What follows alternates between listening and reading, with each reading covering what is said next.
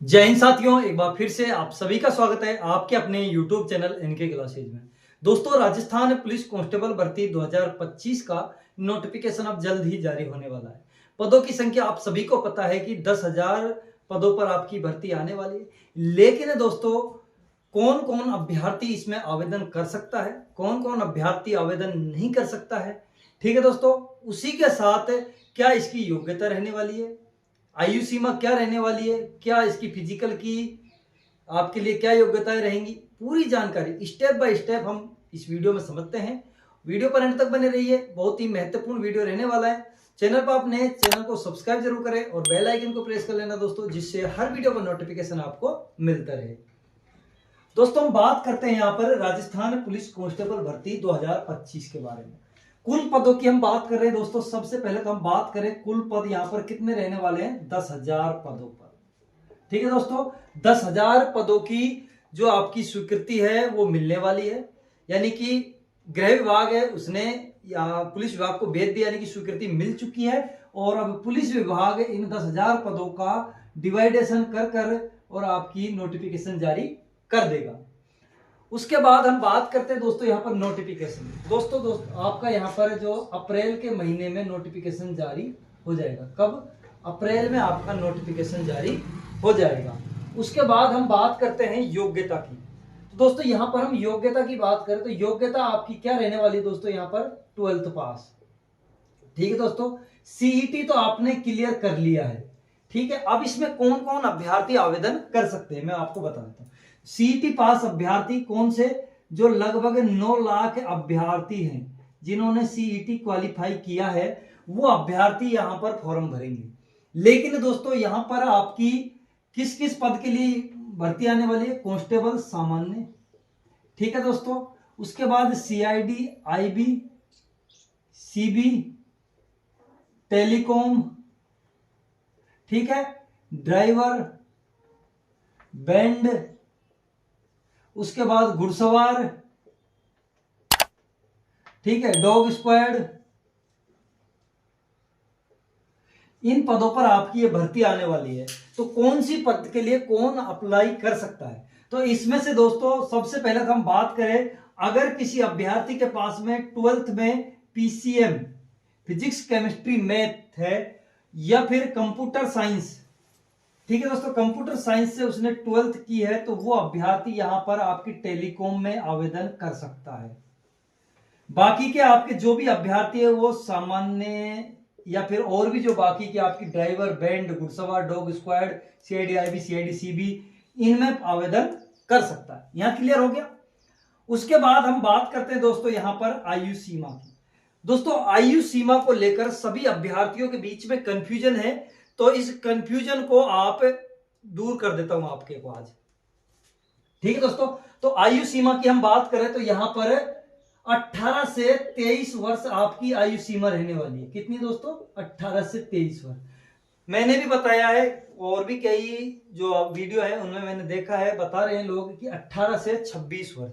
उसका कारण क्या है दोस्तों? जो आपकी पिछली भर्ती है 2023 से, उससे पहले की 2021 की भर्ती में आपकी जो आयु सीमा रखी गई थी वो 2000 आपकी जो 23 वर्ष रखी गई थी, ठीक, 26 वर्ष, 18 से 26 वर्ष रखी गई थी। उसका कारण है अब जो 2023 की आपकी भर्ती है उसमें भी कितनी रखी गई थी? 18 से 24 वर्ष।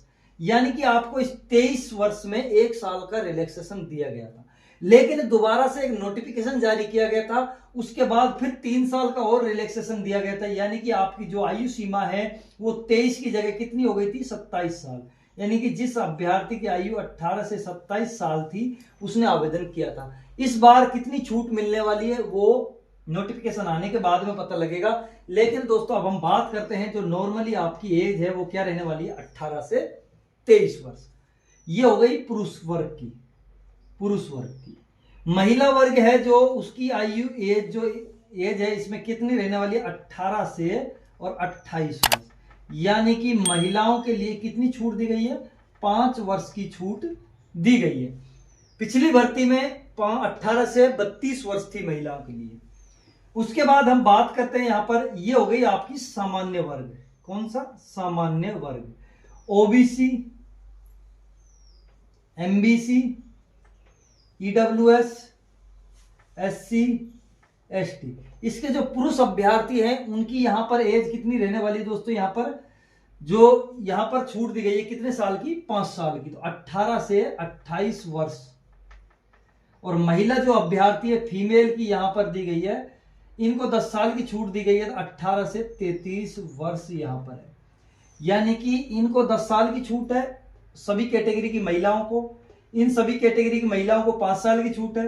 जर्नल की जो महिला है उनको 5 साल की छूट है फीमेल, और जो पुरुष वर्ग है उनको 18 से 23 यानी कि कोई छूट नहीं है। इस प्रकार से 18 से 23, 18 से 28, 18 से 28 और 18 से 33, ये 4 वर्ग है। अब इसमें छूट मिलने वाली है, यहाँ आपको कम से कम 30 वर्ष तक आवेदन कर सकते हो, यहाँ लगभग 25 तक, यहाँ आप 30 तक, और यहाँ आप 35 तक। इस प्रकार से आपको ये छूट मिल सकती है। लेकिन वो नोटिफिकेशन पता लगेगा 1 साल की छूट मिलती है, 2 साल की मिलती है, कितनी मिलती है, ये आपकी एज है जो आपके समझ में आ गई होगी। वेतन की हम बात करें दोस्तों, आपको वेतन कितना दिया जाएगा? तो वेतन यहां पर दिया जाएगा दोस्तों L5 के अंतर्गत आपका वेतन मिलता है। L5 के अंतर्गत 2400 आपकी ग्रेड पे होती है, लेकिन अब क्या है, ग्रेड पे हटा रखी है सरकार ने। 7th पे कमीशन के तहत आपको लेवल मिलते हैं। लेवल 5 के अंतर्गत कांस्टेबल का वेतन आता है। प्रोविजन ईरियन में 14,600 रुपए आपको मिलेगा। कितने साल तक? 2 वर्ष तक।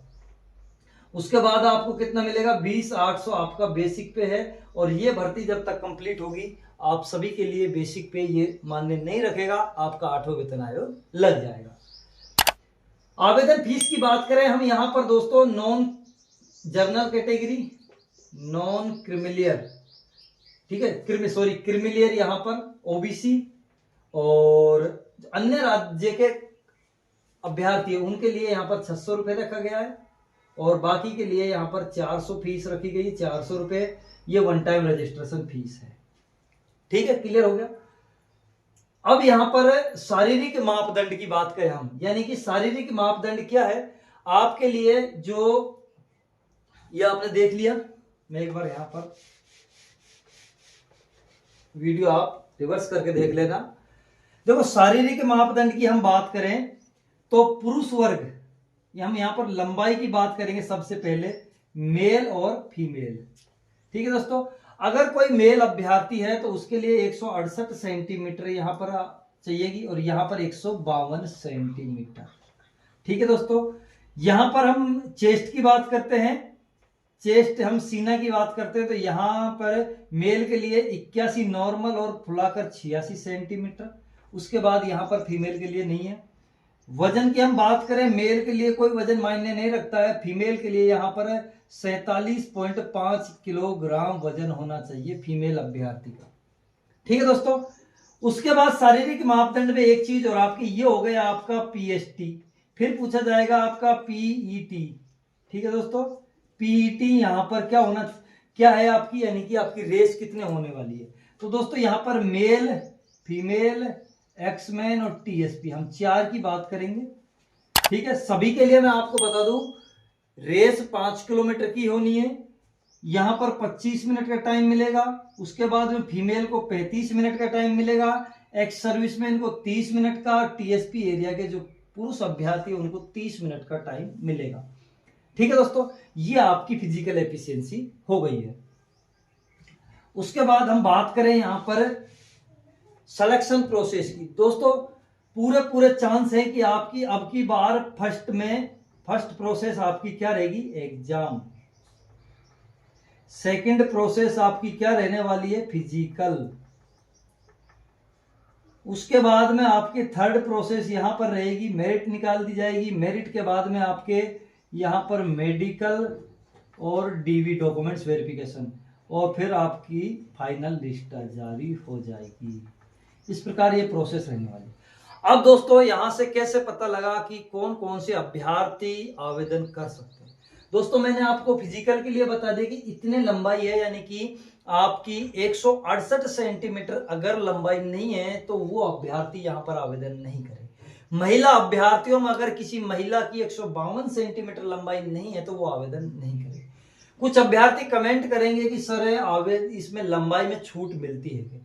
तो दोस्तों मैं आप सभी को बता दूं, जो पुरुष अभ्यर्थी हैं वे SC/ST के हैं। अगर SC/ST के 168 सेंटीमीटर के अभ्यर्थी पूर्ति के नहीं मिलते हैं तो उनको 5 सेंटीमीटर की छूट दे दी जाती है। महिला अभ्यर्थी है उनको कोई छूट नहीं दी जाती है। उसके बाद ये आपके हो गए जो ऐसे अभ्यर्थी हैं वो यहां पर आवेदन मत करना जिनकी लंबाई वगैरह नहीं है। वेट यहां पर बढ़ सकता है, वेट वाले तो कोई दिक्कत नहीं। महिला अभ्यर्थी अगर वेट की कोई समस्या है तो वो कोई दिक्कत नहीं है। आयु सीमा मैंने आपको बताई दी है। आगे आपकी जो 18 से 23 है, नॉर्मली 18 से फिर आपकी 28 है। आरक्षित वर्गों के लिए 5 साल की छूट है, महिलाओं के लिए 10 साल की छूट है। लेकिन इसमें और छूट आपको मिलेगी। एक चीज और मैं आपको बताना ध्यान नहीं रहा, एज की हम बात करें, एज ग्रुप की, तो जो आपके ये आपकी सामान्य इंटेलिजेंस के लिए मैंने सामान्य इंटेलिजेंस टेलीकॉम इनके लिए मैंने आपकी ये एज बताई थी। अगर आप ड्राइवर से फॉर्म भरना चाहते हो, ठीक है दोस्तों, अगर आप चालक भर्ती से देखना चाहते हो तो आपको यहां पर जो आपकी एज है वो 18 से 26 वर्ष है। कितनी है दोस्तों? चालक के लिए 18 से 26 वर्ष है सामान्य वर्ग के लिए। अब जो अभ्यर्थी यहां पर जो आपकी आयु सीमा में रह गया है, कौन सी कैटेगरी से? यहां पर सामान्य कैटेगरी से, तो वो चालक भर्ती में भर सकता है 18 से 26 वर्ष। यहां पर अगर 1-2 साल की छूट मिल गई तो वो और उसके लिए फायदा हो जाएगा।